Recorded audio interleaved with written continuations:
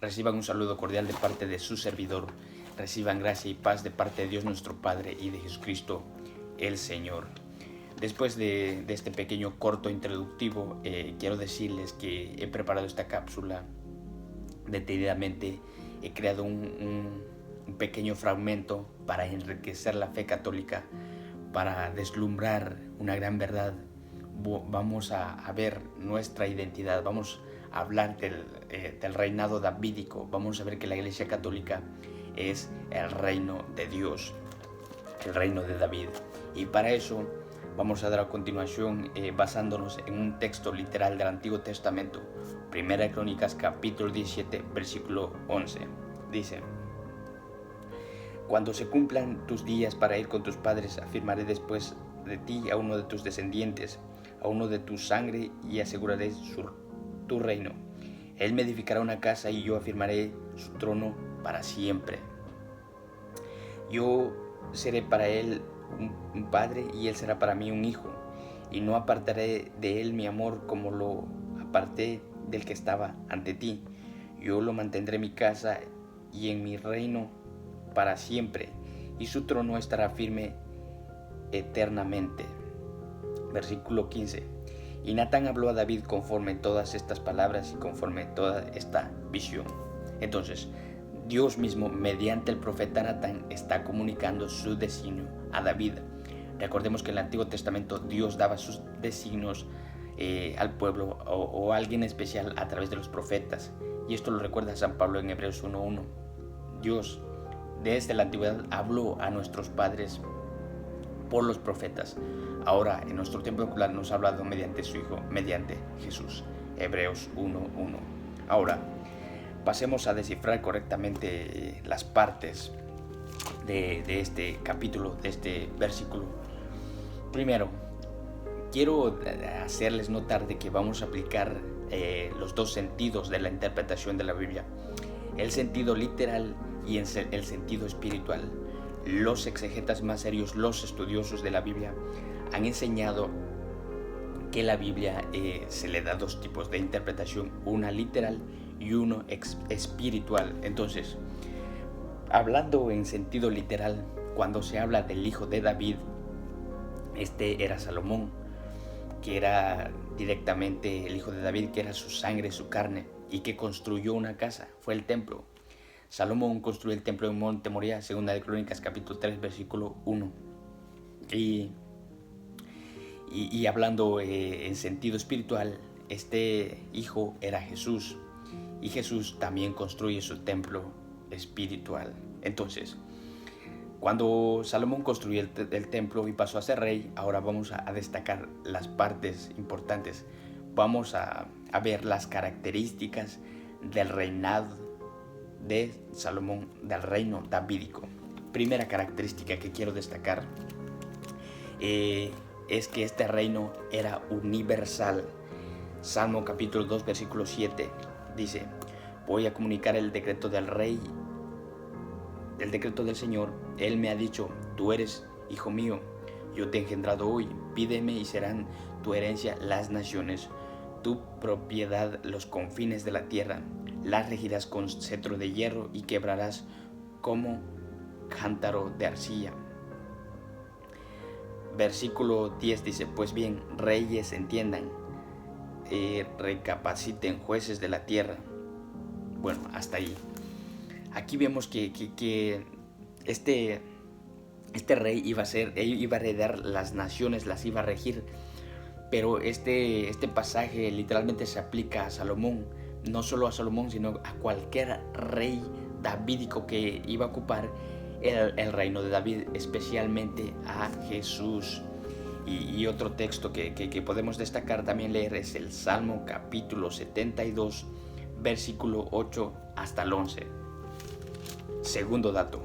Este primer dato es que este reino tenía que ser universal. Segundo dato. Este reino tenía que tener un ministro, un mayordomo. Todos los reinos del Antiguo Testamento, ya sea Faraón, tenía una mano derecha, un ministro que administraba las cosas importantes, que se encargaba de cuidar el tesoro del reino. ejemplo de ello, podemos leer Génesis capítulo 41, versículo 40, Isaías 36, versículo 22. Pero veamos, vamos a ver dónde está notificado esto. En Isaías 22, 22 se habla del mayordomo del reino de David. Dice Isaías 22, 22, dice de la siguiente manera. Voy a leer de Isaías 22, 15. Dice: así habla el Señor Yahvé Sabaoth, anda a ver a Sobna, que es el administrador del palacio, y que se está haciendo un sepulcro en el cerro, una bóveda tallada en la roca. ¿Qué tienes tú aquí? ¿O quién eres tú aquí para que hagas un sepulcro? Pues bien, Yahvé te va a arrojar, hombre, te agarrará y te apretará,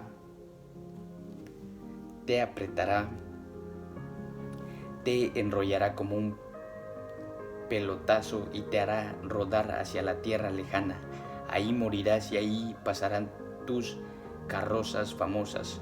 Tú que deshonras la casa de tu amo, te constituiré de tu puesto, te destituiré de tu puesto y te quitaré tu cargo. Aquel día llamaré a mi servidor, a Eliakim, hijo de Hilcías, y le pasaré tu traje. Le colocaré tu cinturón y le confiaré tu cargo, y será un padre para los habitantes de Jerusalén. Aquí vemos un dato muy importante, es interesante, cómo el rey iba a destituir del puesto a un ministro malo y le iba a confiar ahora el encargo del reino a un nuevo ministro, a Eliakim. Y dice que este iba a ser un padre para los habitantes de Jerusalén y para la casa de Judá. Dice el versículo 22, pondré en sus manos la llave de la casa de David. Cuando él abra, nadie podrá cerrar, y cuando cierre, nadie podrá abrir. Lo meteré como un clavo en un muro resistente. Bien, hasta ahí nos detengamos. Entonces, la segunda característica es que este reino tenía un ministro, un mayordomo. El rey tenía una mano derecha. Tercer dato que quiero destacar del reino de David es que si veamos un pasaje literal en Primera de Reyes, capítulo 2, versículo 19, vamos a ver que la reina se sienta en un trono a la diestra del rey. ¿Por qué? Porque en el Antiguo Testamento, en los tiempos de los reyes, ellos practicaban una cultura hebrea. Entonces ellos eran judíos, y los judíos, para ellos la reina no era la esposa, sino la madre. ¿Por qué? Porque el rey podía tener, o por lo menos esto es lo que evidencia el libro de los reyes, que el rey tenía muchas mujeres, entonces no se iba a distinguir quién era la reina. Por eso la madre es la reina. Veamos en 1 Reyes capítulo 2, versículo 19, dice: Betsabé entró en casa de Salomón para transmitirle el pedido de Adonías. Es importante notar porque la reina entra a interceder ante la corte. Dice, el rey salió a recibirla, se inclinó ante ella y luego se sentó en un trono. Pusieron un trono para la madre del rey, a la que se sentó a la derecha. Se sentó a su derecha. Tercer dato: la madre reina se sienta a la derecha del rey en un trono. Miremos en retrospectiva. Primera característica: este reino era universal. Segundo, este reino tenía un mayordomo, un encargado. Y tercer dato, vemos que la reina era la madre y que la madre se sentaba en un trono a la diestra del trono del rey. Ahora, para no alargar esto, quiero que pongamos en sintonía con el Nuevo Testamento. Si nos vamos a Mateo capítulo 1, versículo 1, dice lo siguiente: vamos a leer algo sorprendente. En la genealogía dice: documentos de los orígenes de Jesucristo, hijo de David e hijo de Abraham. De hecho, el cumplimiento, el reino de David era el cumplimiento de la promesa de Dios a Abraham, pero solamente estamos enfocados en el reino de David. Entonces, Jesús es el nuevo hijo de David, y esto los fariseos, los escribas, ellos eran los estudiosos rabinos de aquel tiempo. Ellos estaban esperando al ungido, al Mesías, que iba a venir a establecer la nueva casa de David. Siempre decían: ¿no será este el hijo de David? Pero bien, ahora veamos en la Anunciación. En la Anunciación en Lucas, en los primeros versículos, el capítulo 1 y los versículos posteriores, vamos a leer algo sorprendente. Dice Lucas capítulo 1, versículo 31, dice: concebirás en tu seno y darás a luz a un hijo, al que pondrás el nombre de Jesús. Será grande y justamente será llamado Hijo del Altísimo. El Señor Dios le dará el trono de su antepasado David, gobernará para siempre, y al pueblo de Jacob, y su reino no terminará jamás. Ahora, literalmente hemos visto que Jesús iba a ser el próximo heredero de este trono del reino de David. Ahora, como Salomón, cuando heredó el reino, Salomón construyó el templo. Ahora Jesús, como nuevo hijo, tiene que accionar, tiene que construir su nuevo templo. Y aquí está la parte más enigmática y más esencial de la fe católica. Mateo 16, 18, Jesús va a construir su templo. Dice lo siguiente: yo te digo que tú eres Pedro, y sobre esta piedra edificaré mi iglesia. Edificar, como construir. Mi iglesia. Mi iglesia le da el nombre el Señor a su reino. Mi iglesia. Entonces, vemos que Jesús dice que va a edificar su templo, su iglesia, sobre la roca que es Pedro. ¿Y lo edificó o no lo edificó? Claro que lo edificó. Vamos a ver un pasaje literal que nos ayude a comprender esto, que es en el mismo Mateo capítulo 7, versículo 24. Dice literalmente, dice: si uno escucha estas palabras mías y las pone en práctica, dirán de él: aquí tienen al hombre sabio y prudente, que edificó su casa sobre la roca. Aunque aquí se está hablando del sabio Salomón, pero de todos modos Salomón era una figura de Cristo. Todo lo de Salomón era prefigura del Cristo. No hay hombre más sabio y prudente que el Hijo del Hombre. Dice que edificó su casa sobre la roca. Aquí no dice que la roca edificó su casa sobre la roca, no. El hombre edificó su casa sobre la roca, sobre Pedro. ¿Y por qué? ¿Cómo estamos seguros que la casa es la iglesia? Fácil. Vayamos a 1 Timoteo capítulo 3, versículo 15. Dice lo siguiente. Primera de Timoteo capítulo 3, versículo 14 dice: te doy estas instrucciones con la esperanza de ir pronto a verte. Pero si me demoro para que sepas cómo debes portarte en la casa del Dios, que es la iglesia del Dios vivo. Nuevamente, pero si me demoro para que sepas cómo debes portarte en la casa de Dios, que es la iglesia del Dios vivo, pilar y base de la verdad. La iglesia es la casa de Dios. Y ahora, para concluir de esto de que el nuevo templo es la iglesia construida por Jesús, leamos Hechos capítulo 15, versículo 16. Dice literalmente: después de esto volveré a construir y de nuevo la choza caída de David, reconstruir sus ruinas y la volveré a levantar. Es importante lo que viene.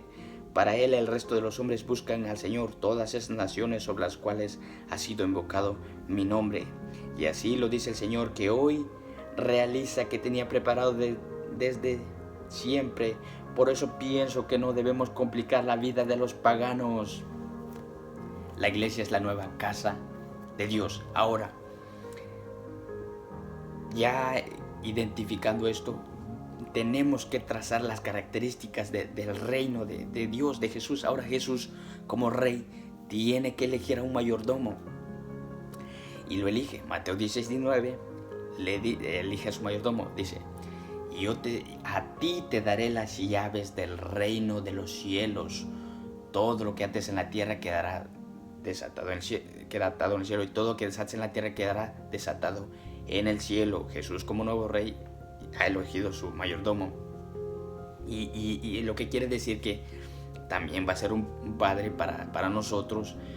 Y Jesús, como nuevo rey, cuando se convierte en rey, su madre se convierte en reina. Y de hecho, hay un pasaje en la Anunciación cuando el ángel se inclina, le saluda. María se sorprendió por el saludo. Dijo, era un ángel. Y María, un ángel de alto rango. María no dijo, pero miren, esto es un ángel. ¡Wow! Ella no se sorprendió por el mensajero, no lo importó. María se sorprendió por el saludo. Dijo, ¿qué clase de saludo es esto? Porque fue saludado como una reina. Entonces, el nuevo, la reina en el Antiguo Testamento tenía un título específico que se llamaba la queriba. La queriba. Entonces, en el nuevo reino, pues que es el mismo restaurado, el reino que es la Iglesia Católica, el reino restaurado de David, Jesús escoge su mayordomo, su madre se convierte en reina y la iglesia es la nueva casa de David. Pero hay algo más importante que quiero destacarlos. Jesús le pone nombre a su reino, le llamó mi iglesia. Y ahora, en esta iglesia está la plenitud de Cristo. Efesios 1, 22 y 23 dice que la iglesia es la plenitud de Cristo. Efesios capítulo 3, versículo 10 dice que la multiforme sabiduría se manifiesta en y por la iglesia. Efesios 3:21 dice que a Cristo se le da gloria en la iglesia. 1 Timoteo 3:15 dice que la iglesia es la columna y el fundamento de la verdad. Hechos 2:47 dice que a través de la iglesia nos salva. Y esta iglesia que empezó en el libro de los Hechos, vemos que comienza con el judaísmo, pero después cuando reciben la promesa del Espíritu, en el Hechos capítulo 10, San Pedro ordena que se bautice Cornelio, se independiza del judaísmo, comienza a expandir la bendición de Abraham a través del bautismo. Cada bautizado se llena de Cristo, pasa a ser parte de Cristo. Y cuando es parte de Cristo, Cristo es el último descendiente directo de Abraham. Entonces se incorpora y pasa a ser parte de la promesa. Entonces la iglesia es el nuevo reino de David. Y solamente quise destacar algunos puntos, dar un adelanto exclusivo porque esto lo estamos poniendo por escrito. Entonces, mis queridos hermanos, no se dejen engañar, estudien, pregunten a alguien que sabe, y la iglesia es el reino de Dios, el reino de Jesucristo. Entonces, viva Jesucristo, viva la iglesia católica, el reino de Dios.